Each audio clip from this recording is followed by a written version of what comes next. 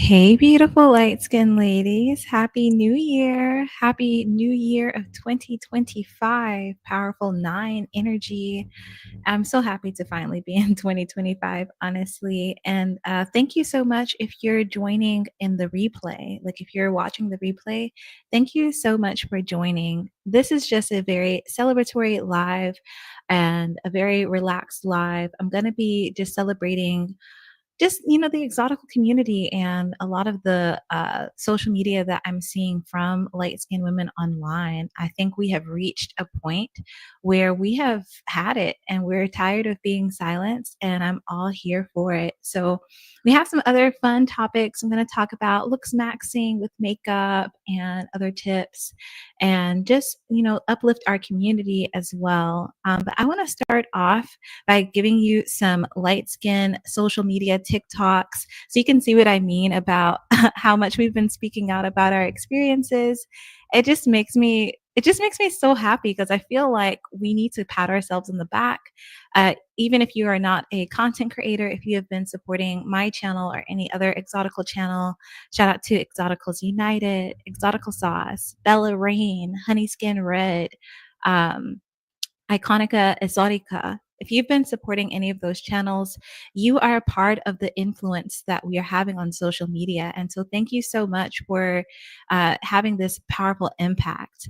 But with that being said, let me go ahead and play some of these TikToks just to, uplift light skinned women. I'm so happy that we are speaking out. So, okay. And as you come in, hey, Queen. Hey, Blasian King. I hope you guys enjoy the TikTok. So let me go ahead and play the first one. And let me know if any of these are like relatable to you as you're watching these in the comments. Competition, cause I'm bigger, better. I'm a bad mama chama. What? Even their pajamas.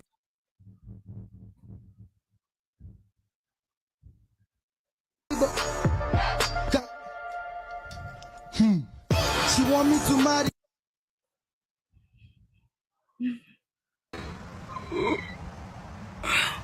What if I was suicidal? What if that was my last straw posting that TikTok? Y'all dead ass wrong.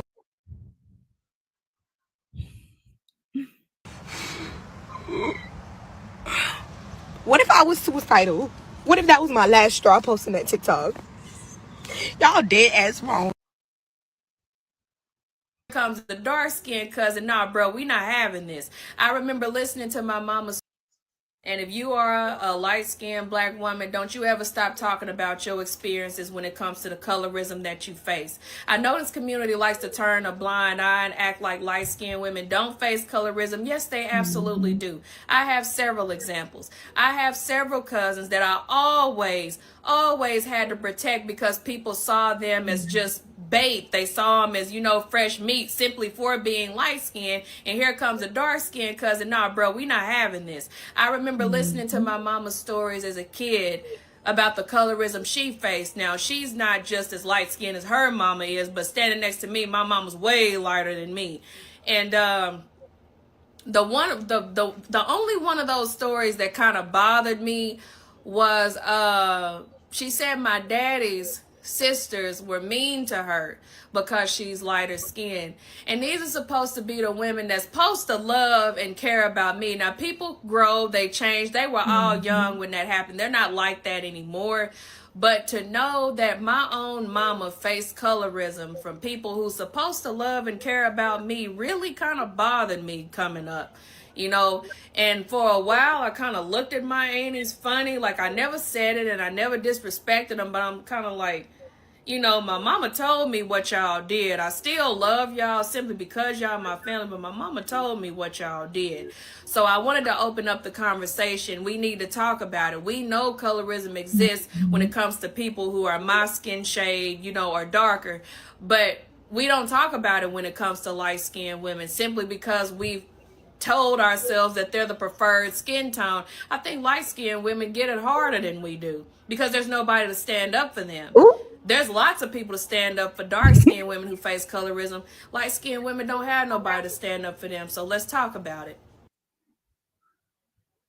Up, she was picked on for her skin tone, so she intentionally dated men who are darker. So my father is a darker skinned man, because she wanted us to have color. So growing up, for me, the messages were different. It wasn't like, light skin is great. She actually wanted us to have more color because that was her trauma. So I think we also should reflect on, our parents, their experiences. What did that look like? I wanna start with your mom and she should've whooped your ass. Yeah, so I really enjoyed watching those. I could show you so many more. There were so many more that I have saved in my TikTok favorites. And definitely go out and support those ladies.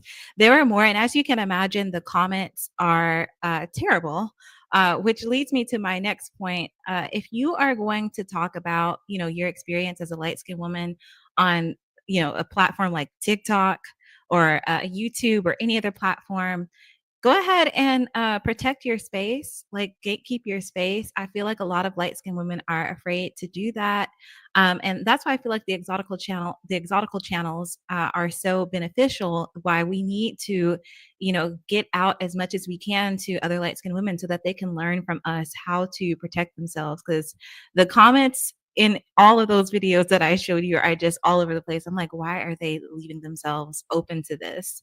And I feel like it's going to take some time for us collectively to understand that we are not emotional punching bags, to understand that it is not our responsibility to use our platforms to give people a certain level of freedom of speech that they use to throw hatred towards us or incite hatred against us. That's not something that we should be proud of. We shouldn't be proud of advocating for our people in the form of giving them the ability to slander us or to incite hatred against us simply because we're speaking on our experiences. But I still congratulate these ladies' bravery because I know that they knew that they were going to get that backlash. And, being able to see those comments as well is very helpful as well, because now you can't deny that that there is a real force out there trying to silence us. You can't deny it. Me personally, I like to just take a screenshot and delete the comment, but that's because I have a YouTube channel. These are people's personal channels. So if you have a personal, social media page or whatever, and you're feeling inspired, you want to talk about your light skin experience, be ready to delete some comments, screenshot it, of course, but delete those comments, block people, because people love to dogpile, and sometimes seeing that overwhelming negative feedback discourages other light skinned women from speaking up as well. One of these videos I saw, a light skinned woman admitting that she does feel uncomfortable, telling her stories because of the reaction. So it's our responsibility, rather than advocating for the freedom of speech for other people to insult us. Let's advocate for the freedom of speech for, our sisters, for our light skinned sisters who have the same experiences, so that they can feel safe speaking about these things and know that we have their backs, know that we're going to come in the comments and support them, know that, even in our own spaces, we're not going to allow any gaslighting comments in there. Yeah. So we have had a huge influence on social media, even beyond just light skinned women. I can't show this video right now. For some reason, I've been having a technical issue, but I will make another video alone about this, about what I'm going to talk about next. But I came across a video. Let me know if you've seen this in your algorithm, of this dark-skinned black man, or he was like a brown-skinned black man, basically talking about abandoning the black community. I think the title of his video was "Why I'm Abandoning the Black Community." And obviously he talked about, degeneracy and of the mainstream culture and things like that.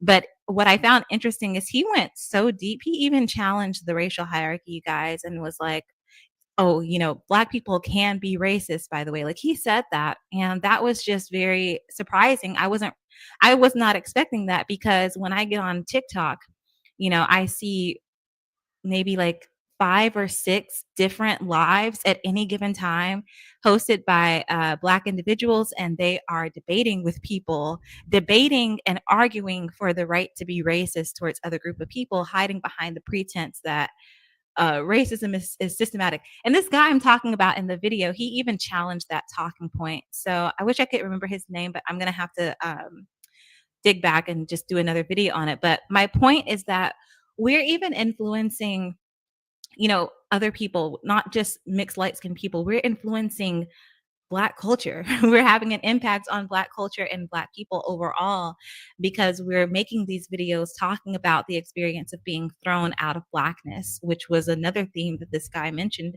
in his own personal experience. We're making the videos about, about our unique experiences and, the things about Black culture that we don't necessarily like or that have proven to be harmful to us that we want to replace with other things or replace with the other part of our culture that we may have if we're multicultural. And so we get called anti-Black for doing that. But what I noticed is that in this guy's comments, because he was a dark-skinned Black man, there were a lot of supportive comments, and the few gaslighting comments that there were that I found, there were very few, but they sounded just like the comments that we get on our channel. So it has nothing to do with being sometimes it has nothing to do with being mixed and light skinned. Sometimes it has everything to do with that, racial hierarchy mindset. So I think that's another thing that the Exotical channels are really good at highlighting, not just, focusing on the experience of being light skinned or the experience of being mixed or the experience of being thrown out of Blackness, but also the experience of just, oh my God, you guys, I lost my train of thought. That happens sometimes. I have like mom brain. Oh yeah. But yeah, it's like the experience of being like thrown out of Blackness. That's what I was saying. Yeah.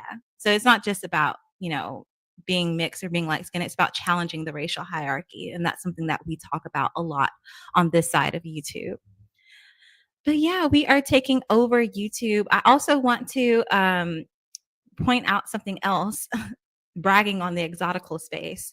So we are actually ranking like number one in the like if someone goes into YouTube and types Exotical, all of our channels are going to pop up. Obviously, Exoticals United United's channel pops up, but if you scroll down far enough, all of our videos pop up. So anytime, and I'm saying this because anytime a larger creator like Pissy or like Bleach Milan or anyone big like that who has like thousands and thousands of subscribers, anytime they use the Exotical hashtag or say Exotical in their video, they're actually feeding into our algorithm and pushing our algorithm or pushing our videos higher up into the algorithm. And so that is definitely a strategy that you should do if you are a content creator. And being faceless also helps us as well, because since we are faceless, we're not showing a bunch of random stuff on the screen. Like, people aren't distracted by what we look like or aren't distracted by our background or like our environment. And we make longer form content. And YouTube loves that. If people are tuning into you as a content creator and as a content creator, and you're like me or Exoticals United or anyone else, you're faceless and you're just talking like how I'm talking right now, how most of my videos are, and people are watching that, YouTube loves that because it gives you bingeability. And so that is a huge advantage that we have in the Exotical space. And I just learned that watching I watch like a lot of like YouTube videos about being a successful content creator, and I was surprised to hear that. Hey, let me see in the comments. Hey, Blasian Queen. Hi, welcome, Queen. I don't know if I've seen you before, but welcome. Hey, Exoticals United. Hey, EU. You say you're driving. Okay, so she said, I just thought of something. If I don't use the tag Exotical in some of my videos, it should make room for some of you guys' channels so that people won't have to scroll down as far to find. Yeah, I don't know if that would necessarily, you could try that, and that's very kind and considerate, but I think there's enough to go around, because like I even saw, like, I logged out of my stuff, got on a like completely different laptop in a completely different area, and looked up Exotical, and one of my videos popped up, and one of Exotical Sauce's videos popped up. That, I feel like the reason why there's videos popping up that don't just belong to EU is because content creators have mentioned some of us specifically. Like there are content creators who have mentioned Exotical Sauce, who have mentioned me, and they were large content creators. So I think that's what's going on there. But yeah, I feel like they fall for it every single time. So those are some huge wins for the exotical space. Huge, huge wins. And there's more and more channels popping up every single day. And I just love to see it that, we can get on our personal profiles and talk about our experiences, and we can be faceless. We can do both of those things. And still we get our exotical tags. So I'm very happy about that. I do want to talk about some of my own personal wins since it is a new year. Some of them were unexpected. I don't really have like a lot.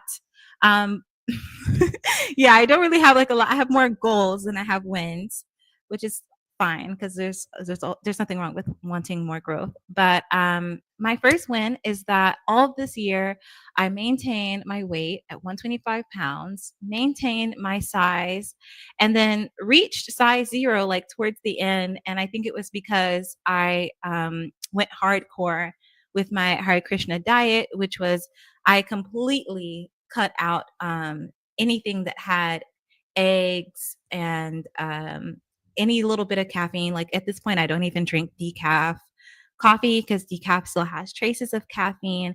And I started eating like loads and loads of radishes in my food, which, if you don't know, those are anti-calorie foods, but they have high fiber content.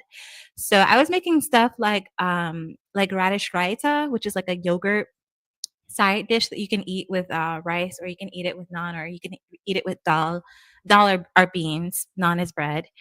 And yeah, that was like my go-to snack to tide me over in between meals. I've always loved to eat. I love snacking, but I don't like junk food or whatever. But yeah, I feel like I'm one of those people where if I cut out something, I see the effects like immediately, and so I was very thankful for that. No more bloating from eating what is it? Or drinking decaf coffee and eating I was eating like chips, like pita chips with dip, like the dip that they sell in the can. Well, that has like a lot of like fat and like calories and stuff. And I was like, okay, I'm just gonna make my own dip because I found out that some of them had eggs in it. And I was like, I can't eat that because that's against my religion. I can't do it. Second win, this is gonna be really random. I found a new dessert place in my area, an Indian dessert place that has all eggless desserts. So that was a huge win for me because it was kind of like a level up, not just in my diet, but also like in my, I don't know how to say, like in my networking, or I don't know, not networking, just in my environment. Yeah, it was like a level up in my environment because I wasn't expecting to find something like that, like right there in my area. And then it was just so Indian. Like I just loved it so much. And it was so like you could tell like the entire place was vegetarian and it just felt so good. People were like really calm. The inside of the place was like really like very calm, very soothing, but also very colorful. They were playing different spiritual bhajans and stuff like that. And I was like, I really like this. And I was able to learn about some of the desserts that I had never tried before, like what was that called? Burfi, Burfi. Yeah. So if you haven't had Burfi, if you have it in your area, try to find it. It is so deliciously good. I don't even know what it's made out of, you guys. I don't know. But yeah, those are my. Oh no, I have one more win. One more win.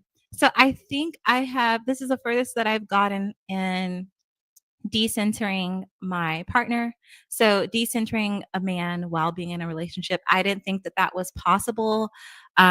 I have been working with that for about a year since I became aware of like the entire concept. Like I didn't know that it had a word to it, and that's thanks to EU for her decentering men series. And for a long time, I was like, how do I do this if I'm in a relationship? And I am, a mom, that type of thing. So I realized that a huge part of it is just doing less. like doing less. I read this book called Do Less, and that helped me so much as well. And this is so funny. I don't want to go into it because I am going to make another video about it, but it's so funny because like I had stopped doing my partner's laundry. Like I stopped doing it. I used to do it like every week or whatever, and I just like stopped doing it. And like, you know how long that bin sat there? It like sat there for so long. And I was like, what is he washing like some of his clothes? But it turns out he just has like a lot of clothes. And then when it was finally time to wash them, he was like, oh, do I wash these right now? And I was like, yeah, you can if you want. And he was like, oh, okay, well, can I pay you to do it? And I was like, sure. So that was really interesting. I'm gonna count that as a win. And now, because like now that's like a new thing for us. But yeah, do less. I'm doing less in 2025, especially with this strong 9 energy, which is all about letting go. But without further ado, I do want to talk about some Looksmaxing tools or tips that I have discovered in 2024 and going into 2025. I want to consistently do this. As a light skinned woman, I struggle with finding the right foundation shade. And I think a lot of us do, to the point where I just like don't wear foundation shades at all.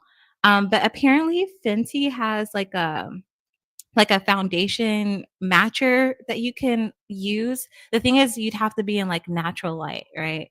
So like you have to be in natural light. And now like it's winter, it's getting cold, and like my skin tone is definitely lightening up now.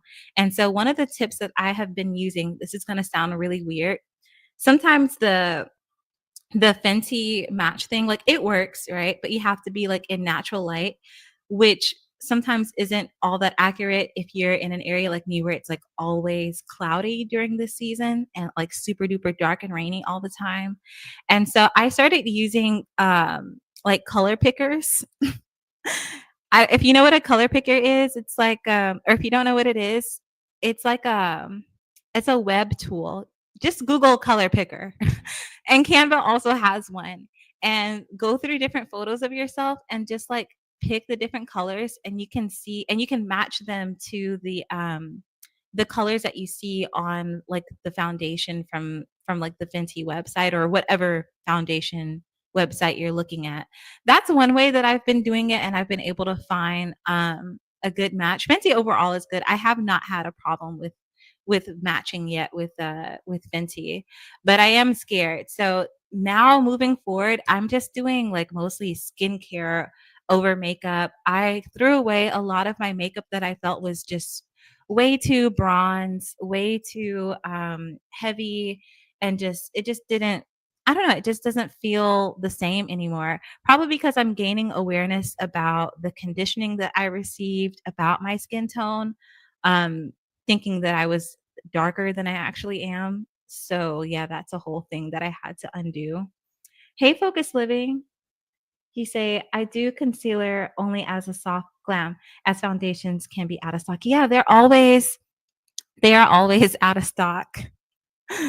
I blame black women for that they're always out of stock because yeah, the concealers and or not the concealers, but sometimes even the concealers, like it's hard for me to find a good concealer that isn't like ashy or like too like cool toned. But yeah, like they're always out of stock, and I don't think it's because of I mean in my area at least, like my skin tone is pretty warm and like golden, you know, even though it's a light skin tone. And it's just like, I know there are people who are darker than me that are using that foundation and that concealer. And I'm just like, why can't you leave any for us who are actually that skin tone? Yeah, most of my makeup products that I kept now, they're like multi-use products. Yeah, for the bright under eye makeup. Yeah, and I absolutely hate that look. Like it's like we can see you. Like I always used to think that the bright under eye thing was mostly for like if you're going on stage. You know how like if you're going on stage for like a musical or like for a performance, I don't know, any type of performance, you might like put on over exaggerated makeup so that people can like see your face, and you can add visual like weight to your face. But I mean, people are wearing that. Women are wearing that out in the bright daytime, and I'm just like, we can see that. We can see it. We can see it. When I use concealer, when I used to use concealer all the time, I would apply it like pretty much all over my face, but it would be like a concealer that a color that was like really close to my skin tone, and it was usually like kind of darker than my skin tone. So yeah, but in the winter, I don't like doing it because my skin is just like is changing. I don't have the tan anymore, right? So it's hard for me to find a good match. But now the makeup that I have, give me 1 second, you guys. I am removing someone and okay. Yeah, I was just removing someone who seemed to be a troll. You're a troll. Ah, be mad at mixing light-skinned women on in the first month of the year. Great way to start out your 2025. But yeah, most of the makeup products that I own now are multi-use. So I have some really good high quality makeup products.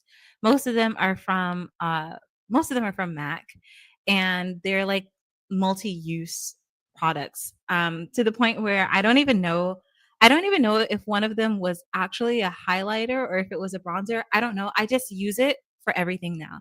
I do a one and done on my on my eyelids, and I also use that same thing for highlight and bronzer. And funny enough, I came across a video that was saying that like that's part of the like this girl was predicting that the future makeup trends of 2025 would be more of a simplistic blushless makeup look where everything is kind of like one and done. And I was like, yes, I love that. We need to bring back less is more.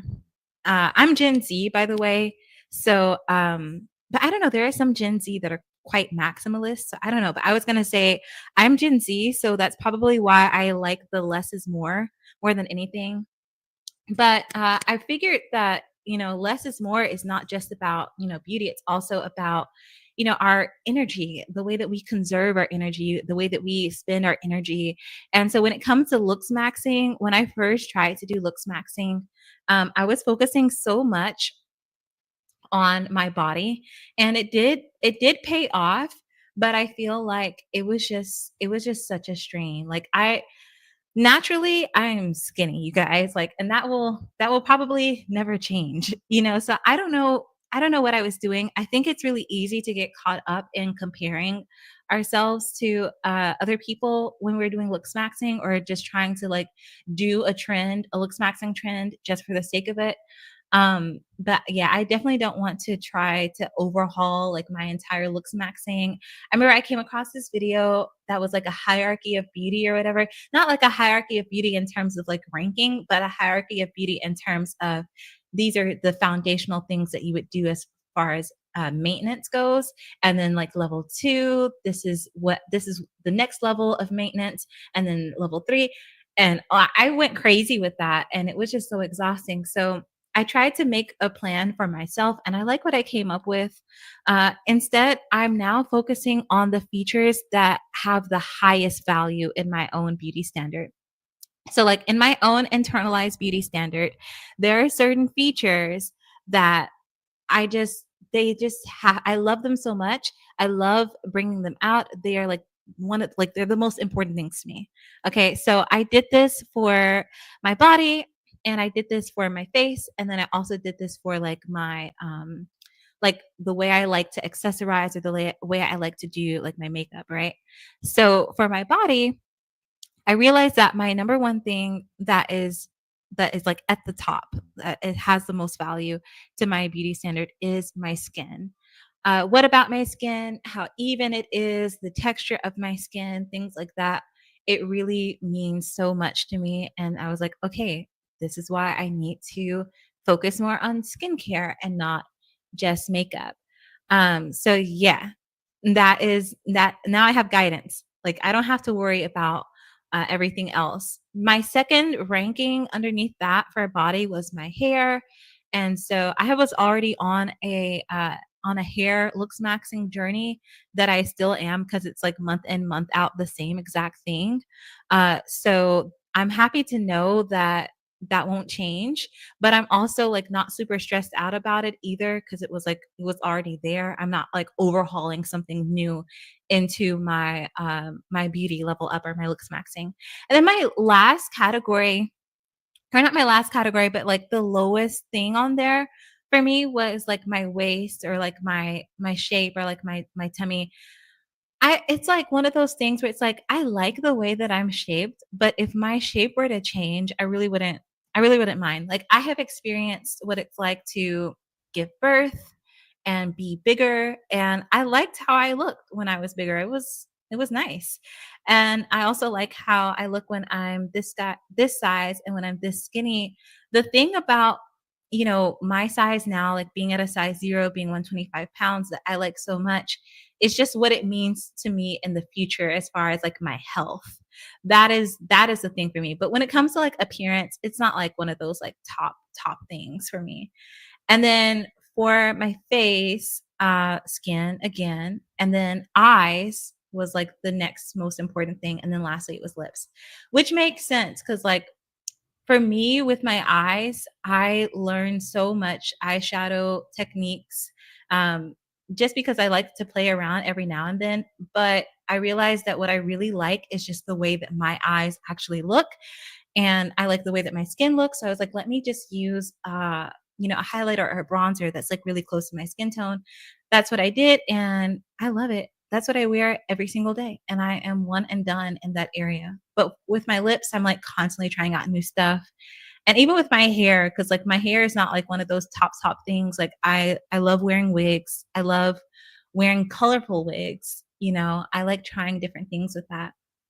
But let me know, like, if this is, like, making sense to you. I feel like I'm kinda, like, talking into emptiness. But, yeah, my whole message is to just focus on the features that have the highest value in your own beauty standard, rather than just trying to, like, overhaul everything. And then after that, I started thinking, "Okay, well, what feature is hurting my image and my confidence the most?" So it's probably not it's probably not, like, the most important thing to the beauty standard. So this may not be the most important thing to you in terms of, like, your internalized beauty standard. That means, like, if it wasn't perfect, you wouldn't, or if it was perfect, you wouldn't be like, "Oh, yeah, I'm the shit, I'm that bitch." Like, you wouldn't feel like that. You would just feel like, "Okay, great, I'm glad that's taken care of." For me, that thing is hair, right? So, like, when my hair is perfect, quote unquote perfect, the way I like it, right? I don't feel like, I'm that bitch. I feel more so like I'm glad that's taken care of. So like one of those things, right? But and I need to do a story time about this. My hair is short right now because I went to a stylist. I will definitely do a story time about this, and she burned my fucking hair off. Uh, yeah, and I believe it was intentional, and she tried to hide it. She tried to hide it.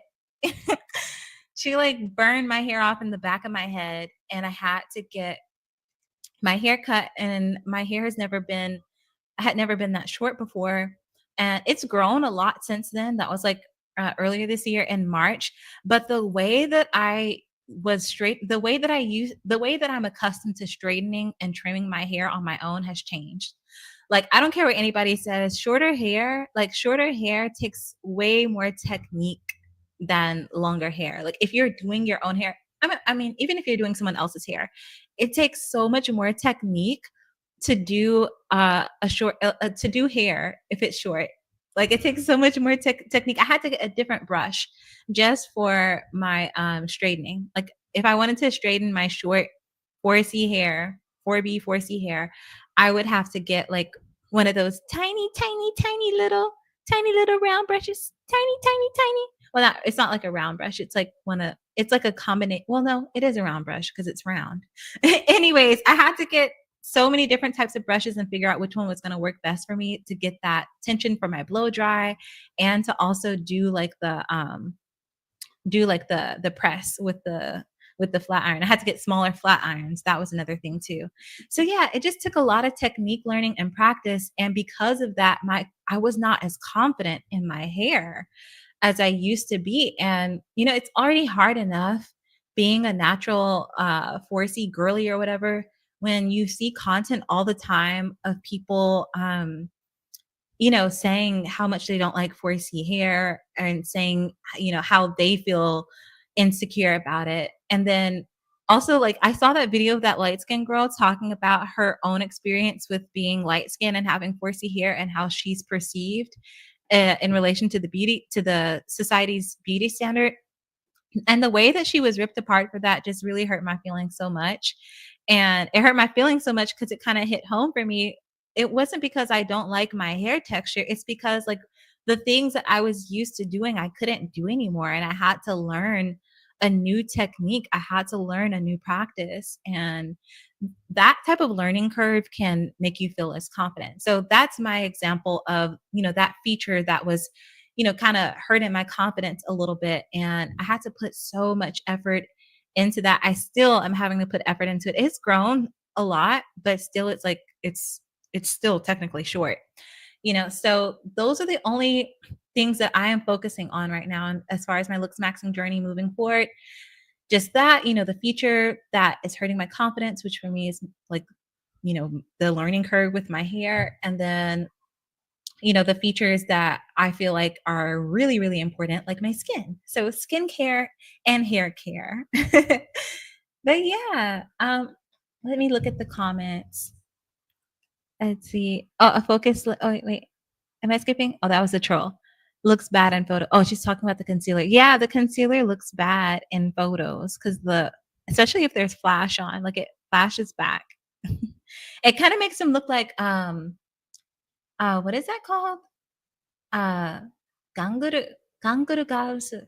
Gyanguru, gyanguru. I think I don't know if I'm saying it right, but it's like a style in Japanese makeup where these girls will like get tans and then like they'll outline their eyes in white and they kind of look, I don't know. I wish I could like pull up a photo. A Focus Living says, "No, you're clear. I love your voice." Thank you. I just got a new microphone, so that's probably why my voice sounds a little bit clear. She says, "I love that we focusing on our beauty image this time as a collect." Yeah. And I feel like people expect us as light-skinned women to focus on our beauty image in a way that is conceited or in a way that is about pedestalizing our skin tone above other skin tones. But when we actually get really truthful about our even our insecurities, people attack us for that. And I thought that was really weird. It's like we're not allowed to be insecure about, where we are in our beauty journey, but then we're also not allowed to be braggadocious about our beauty journey. Like we can't be like, "Oh yeah, I'm leveled up and I love," like, remember that girl that was like she said natural anatomy, but she meant natural. No, she said natural autonomy, but she said natural anatomy. She was just admiring herself she was just holding the camera up, taking a selfie video, admiring herself. And she was like, "This is what, a mixed light skinned woman looks." I don't even know if she said light skin. I think she just said mixed. But she's like, "This is what a mixed woman looks like with no makeup." And I was like, wow, she's like showing up for herself. And people dragged her to hell for that. So yeah, I think more of that content and more of that conversation needs to be had because people want to make us feel like we're on an island, or feel like we're weird for talking about beauty because we're light skinned or because we're mixed. And it's just like, no, I'm going to talk about the good and the bad. I'm going to talk about, my wins, my beauty wins, and, my beauty opportunities because there are no L's. We don't take any L's in the exotical space. Like that girl, they think that girl who was talking about her 4C hair and she was saying how she doesn't fit into the beauty standard that is projected onto light-skinned women. She doesn't fit it because she has 4C hair. They think that girl took an L by making that video. She did not take an L. She took a W. That was a big ass win because she said what a lot of light-skinned women are experiencing at the hands of greater society. That's not her fault for experiencing that. Like that's the Black community's fault. And it's so interesting because I talked to my mom about this too. Like I was like my mom is like one of my best friends and I show her everything because she needs it and she's on her light skin healing journey. And she was like, "You know what? Your dad was like the only person who ever told me that my hair was beautiful." Like the only person who ever told my mom that her hair was beautiful was my light skinned dad.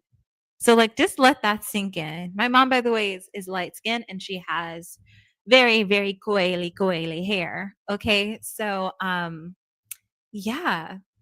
Like people are dogpiling on this light skinned girl on TikTok for talking about the struggles of 4C hair. And it's just like, what have you done to uplift her? Like, what have you done? If you really cared that much about how 4C hair is talked about, like, why aren't you uplifting her? But yeah, I would definitely want to have more videos, do more videos, have more conversations about beauty image.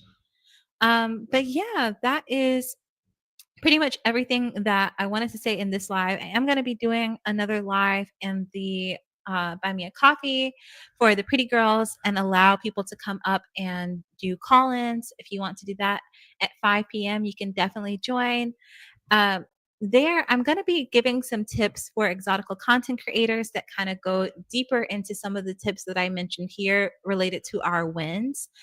And also show you how I have been managing my content. And oh, wait. I have to show you something, you guys. Because I wanted to ask you guys about the hole in the sun. I almost forgot. I'm trying to share my screen. I don't even know. Can wait. I'm trying to share my screen and I can't find the hole in the sun. Okay, there it is. Let me share my screen. Okay. Did you guys know that there's like multiple holes in the sun right now? And it's like 20 times the size of Earth.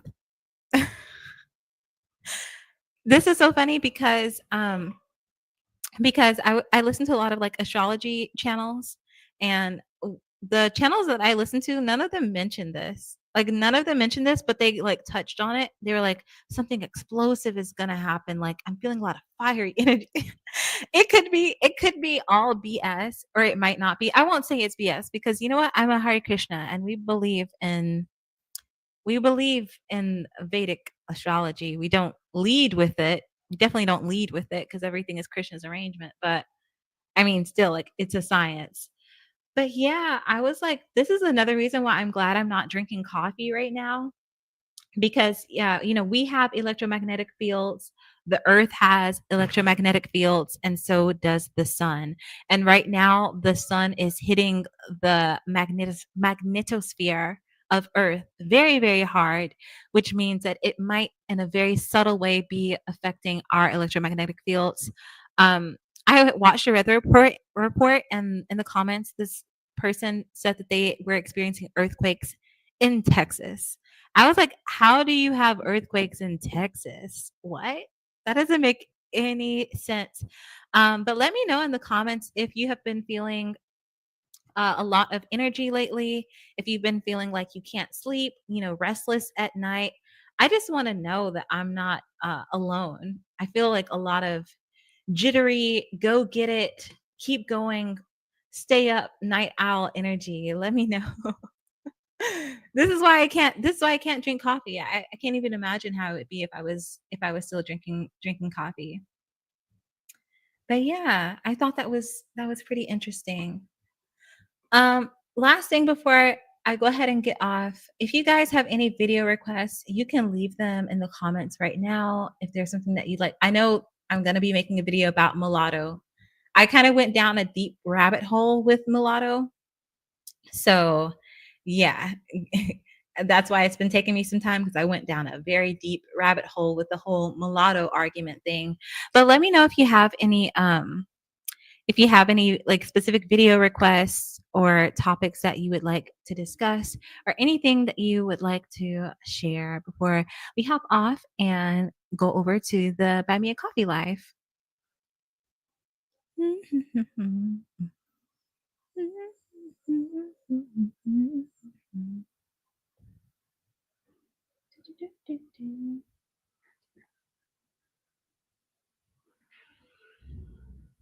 Okay, so I'm gonna go ahead and put the link in the chat box.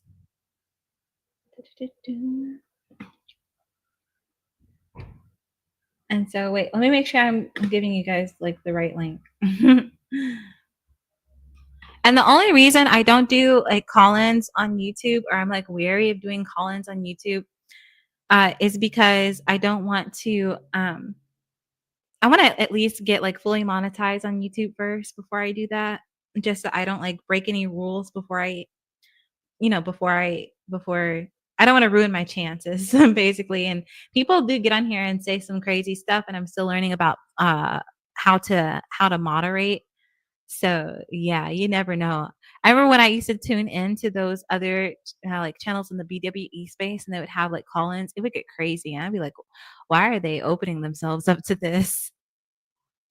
Hey, Tamia. It won't let me paste the. It won't let me paste the link. Wait, copy. Why is it not doing it? I'll just have to type it in. Let me type this in. So it's buymeacoffee.com. And I'm in the process of making a Discord for members as well. So stay tuned for that. But like I said before, I'm going to get off of here and get on to the other live. I'll be talking about tips for exotical content creators and how I have been managing my content if you're interested in that as well. And then we'll also do call-ins if you want to come on and talk about your goals for 2025. We will do that as well, and it will be a chance to just talk amongst each other. Focus Living says, I would like to hear a video on why people don't take the anger out on white people instead with ism issues. Yeah, that's because like the isms come from white people. Very interesting, very interesting topic. Yeah. Why don't they take the anger out on white people? They treat mixed and light skinned people as if we made the rules. And some people say that, oh well, light skinned black Americans, in the olden days, they were upholding the paper bag test. And I'm just like, okay, are you trying to say that dark-skinned black Americans weren't doing the same thing? And some people, they think that like, oh no, dark-skinned people never enforce any type of color line. And I'm like, there's a lot of history. Marcus Garvey to start off with. But yeah, that's a whole other video, and I'm definitely going to talk about it. And it's because we we learn from who we are oppressed by sometimes. I watched, what was that? I can't remember the movie, but like there's this guy that was enslaved, and like the slaver had asked him, oh, do you want freedom? And he was like, I don't, I don't want freedom. And he was like, I'm a slave. Slaves want to enslave others. Slaves want to be free so that they can enslave others. I was like, ooh, that's interesting. But I say that to say that's probably a part of it. But thank you so much for the video video suggestion, video request. I will definitely do some research on that and keep my ears to the streets. Anyways, thank you so much for watching. Thank you for all of your support, and happy new year. I will see you in the next live. Bye.